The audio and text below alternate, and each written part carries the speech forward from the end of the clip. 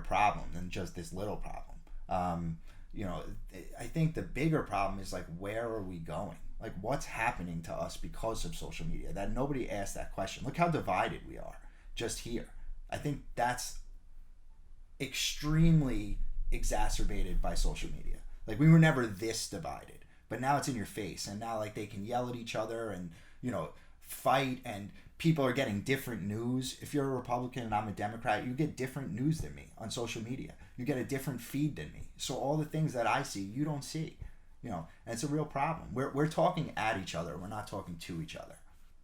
Well, I think that if you could feel the vibrations of the person's voice and you could feel their humanity, if you really care about humanity, then that would change the interaction. I don't think it's people being pussies over the internet and keyboard warriors. I just don't think that there's any element of humanity in it. And I think most people would want to be good and want to care about people if they had the opportunity. But because it's just text messages and words, it's a lot easier for them to like I said, originally, the whole topic is to disconnect from that person and just say whatever the fuck they want to say to them.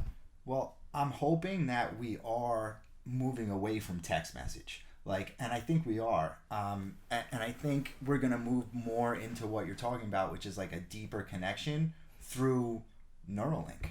I think Neuralink is going to get rid of, or if it's not Neuralink, some form of Neuralink, whether it's in our time or, after our time. It will probably be in our lifetime. Will alleviate text message when you could just send a message to someone with the intent also behind it, just through my brain to your brain, which they've already done. Well, texting is not perfect, and you don't really want to. I mean, I don't know how that's gonna work, because I don't think people would want their brain overloaded with messages. Like, would you be able to turn it off? I guess you'd be able to turn it off, but it is a step towards collective reasoning. But then you lose your identity when you do that, because now you're worried about being shamed for what your thoughts are. If people can read your thoughts, or if you can send, maybe it'll be like selective messaging. But in the 90s and 2000s, if I called you on the phone and you didn't pick up, right? First of all, if you didn't pick up already, I'm like, what are you doing that you can't pick up the phone? Yeah. Then if you didn't call me back, depending on our level of friendship, you might get punched in the face the next time I see you. So all these people, I'm dead serious too. Or you would be worried about that person. Nah, a long time ago. 18-year-old Ezra, 19-year-old Ezra, nah, I'm not worried about them. Because, it wasn't like how it is now, where you could check and see if somebody posted on Facebook, or you can check and see if somebody's online on WhatsApp. Like, you couldn't do that. So, like, people were disconnected, and that's another reason why I think people appreciate the connection more. It was just a level of like, consideration and like, like humanity to call somebody back when they called you. For sure. Now, you could send a text message, and somebody maybe just won't, like, could be a question, like an actual question with a question mark at the end, and they won't respond. To me, that's unacceptable. Yeah, that's huge. People do that all day long, especially in a business setting. You text someone, and then what's even weirder is, like, you'll pick up another conversation with them later, and it's like that text never happened. Like, They just roll right over it. Like, you never ask, and they just go to whatever. What are they running from? Like, is it so hard to, like, give an answer to a difficult question? I don't know. Are they that big of a pussy? It could be anything. They could just be busy and get lost. And the reason I want to just go back to what you're saying about the phones, the way they used to be, I'm thinking of, like, a parent. Like, if you, like, just moved out of your parents' house, this was before cell phones, before social media, because there's no post. I feel like if they called you and you didn't answer, they would be worried about you. Dude, that's your parents not going to punch you in the face, though. I'm talking about my friends. I don't mean punch in the face. I mean worried about you. Yeah, I understand what you mean, but for a friend, it's different. Right. Like, I never worried about my friend's safety. But no, you're missing my point. My point is that now the way phones are is people don't answer them. It's normal. It's changed. Like, who answers their house phone?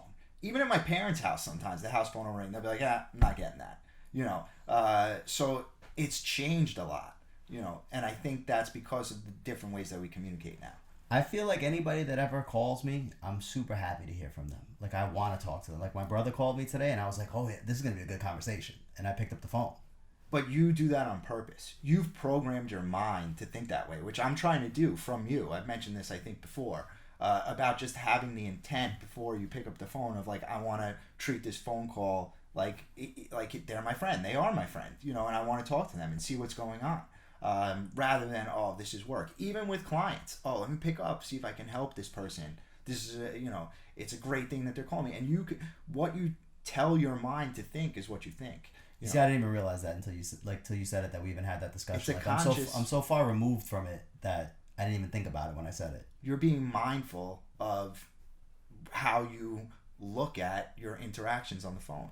But I don't have to convince myself anymore. Like, I'm convinced this is the right way. You've programmed your brain. So I'm doing it with an empty mind, in a sense. Yeah. Yeah. You've programmed your brain to do that, which I try to do all day long. Like, I used to have a lot of problems, I told you, with fatigue, right? And after a while of exercising and training and working, and I realized that it's just in my head. Like, I just think I'm tired at this point. Like, I've fixed the physiological issues that I was having, and now just I have to correct the mental. Like, my mind hasn't caught up with it yet. So if I just remind myself throughout the day, like if I ever think in my head like, oh, am I feeling tired? Am I like a little tired? And then I'll right away be like, what are you talking about? You feel fucking great, in my head. And then immediately I feel great. Like, and it happens less and less now. I don't have to do it as much. And to the point where I think hopefully I'll get to where you're at, which is I don't have to do it at all. It's just empty mind. Well, things that people take for granted, it always amazes me when people are on a level of taking things for granted. Like, people look at the words taking things for granted as like a negative thing. It's not. Like, when you're in a marriage and you're in love with somebody, you should take for granted that they're going to be there when you get there. You should take for granted that they're going to do what you ask them to do. You should take for granted that they have your best interest at heart. So I don't see it in a bad way. But, I take for granted that I'm going to have good conversations on the phone. You're starting to take for granted that you're going to feel good every day. But is it take for granted? I feel like take for granted is like you don't appreciate it. Take for granted. Like, take it as it's given. It was granted to you, so you're taking it. It's take for granted. You're taking it as it's given. I guess. I always thought it like take for granted, like you don't appreciate it. That's not what it is. So that's another portion of the empty mind. Yeah. The empty mind takes everything for granted because it's fully reactive. So what does the word appreciation mean? I mean, yes, it's something that you do for other people, but if you're constantly giving them love, do you have to show them specific instances of appreciation for certain specific things? I mean, I guess it just comes down to like what they feel is important. But if you have an overall interaction with that person of positivity and love, then everything that you do with that person would be taken for granted, and you would never need to give a show of appreciation because you guys are both appreciating each other all day, every day. Yes, that makes sense. But I didn't think it was like show someone else that you appreciate. I just thought like in your head you take it for granted, like you don't appreciate it. It's not a thing in your head. That's how I thought of it. But I never looked at the word take for granted. That makes sense. Like, so you just take it as it is. Take it because it's as if it's there. If it was given to you, granted, like it was granted to you, it was given to you. Take it as it was given to you. Yeah, that makes more sense. It's like being secure in things. Like, I'm secure in the fact that, my relationship with my wife or any of the things that you were talking about. Like, you might take for granted that you know how to spell, right? So you don't study for a spelling test and you fail it. Doesn't mean that you didn't appreciate the test enough to study for it. It means that you thought that it was good enough that you didn't have to study for it. That makes more sense. Yeah. So you thought like that you had it, and you didn't have to do any preparation. Right. So when people say like I took my wife for granted, that means that it doesn't mean what people say. Like it doesn't mean I fucked up and I didn't appreciate her. It means that she wasn't what I thought she was. Explain. Like, you got an example? Yeah, so like I thought that we were good. I thought that we were chilling and that we were in a good spot where we were both running on autopilot, loving the hell out of each other. And in her mind, I wasn't doing enough to show her that I appreciated her. Well, it goes back to the appreciation, right? Like it does. There is something to do with it. But that has something to do with misreading the whole interaction. Yeah. Because there's no, like, everything can be taken for granted if it's the way that you perceive it. But if you perceive it wrong and like you're not putting in enough and the other person perceives it that you're not putting in enough, then you took it for granted in a negative way. That's why you always need communication. Communication's That'll avoid key. this problem. If you don't talk to someone, you can't possibly imagine what they're thinking. Like you can't imagine if they're. Should you text them? No, you shouldn't text them. You need to talk to them, especially in a context like this. You need to talk to them in person. You need to. If it's someone you're close with, absolutely. So what do you think is going to happen with the text? Where do you think it's taking us? Not to a good place. Definitely. I mean, my kids are making friends on something called Roblox, which is like an interactive video game community where like the users create the games and then anybody could go into it. So they don't know who the fuck they're talking to.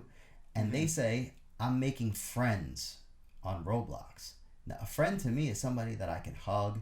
It's the same. All goes back to the same thing. Yeah. I'm a hugger. Like, I want to hug you. Yeah. Like, if you're someone that I care about, I want to hug you. Yeah. Like, if I can't hug you, like, I guess you could be my friend. I don't think you ever hugged me. Maybe I haven't. But what are you saying here? I'm saying that yeah. Not only do they not hear their voices, but they've never seen a picture of them. They don't know anything about this. It could be a robot for all they know. And they're making friends with a robot. Or it could be your daughter and it could be a 40-year-old guy. Yeah.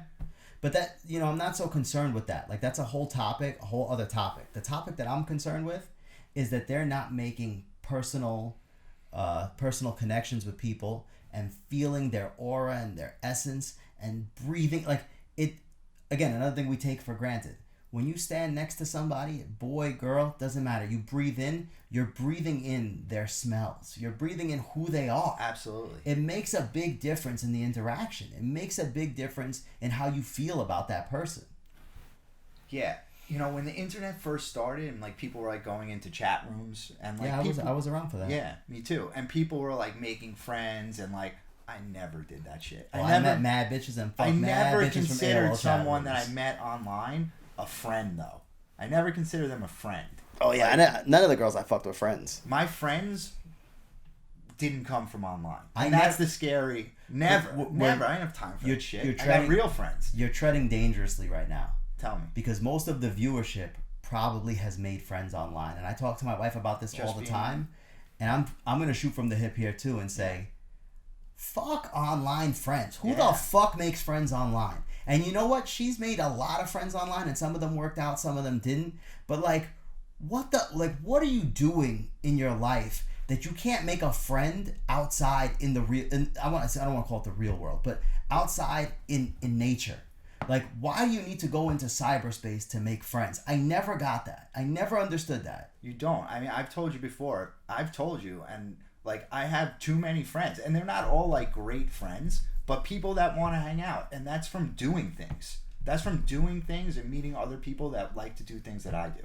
And my mom always told me that when I was growing up, but I never listened to her. Like, oh, join a club or play the sport. Like, you'll meet friends. And I had friends. So that's why I didn't want the online friends, and I didn't care about my mom's way of making friends. I always had a group of friends that I was fine with. Yeah, you're friends with like BMW driving juice heads that fuck mad bitches. Those were your friends. Right, so I didn't need new friends. You didn't need football friends or soccer friends. I was good. Because you had the friends that fucked the bitches. I certainly didn't need online friends. Certainly not. But now that I'm older and I do things that I enjoy because I enjoy them, I see that what comes with that is you meet people with like-minded interests that want to hang out that are cool. Look at your martial arts school. That's what I'm thinking of. So many people that will want to train martial arts or just hang out because we have that common interest, and they're all cool. They all like the same things that I do, and it just goes to like, you could literally do anything and meet friends. What do you like to do? And I'm not speaking to you. I'm speaking to like this young generation. Whatever it is, just get out there and do it around other people that are also doing it, and you'll meet friends. Could you imagine how much pain you would have avoided in your life had you discovered martial arts earlier? I wish that was the case, but you can't. Everything that happened to me, I feel like happened for a reason. And happened exactly when it was supposed to. Like, it's funny how that happens, right? It's funny how that works, right? The universe just provides you with what you need at the time that you need it. Yeah, absolutely. So, yes, I do wish that, but there's nothing I can do about it now. All I can do is be grateful for the fact that I can do this now for the rest of my life, and I'm grateful for that, and I'm grateful for the people that I meet and the opportunities that it brings. Like there's a Shaolin monk that's giving a seminar. It's like over Labor Day weekend. It's a 3-day thing. Where? Upstate. I'm definitely going. That's what's up. It's the same Shaolin monk. He taught like RZA and John Leguizamo, and like he has like a bunch of famous students. They call him like the hip hop monk, and he's doing a seminar. I'm going. Sounds cool. Yeah, even if I don't get someone to go with me, I don't care, for the exact reason that we're talking You're about. going to meet people there. Because everybody there is going to be interested in the same things as me, and I'll meet them there.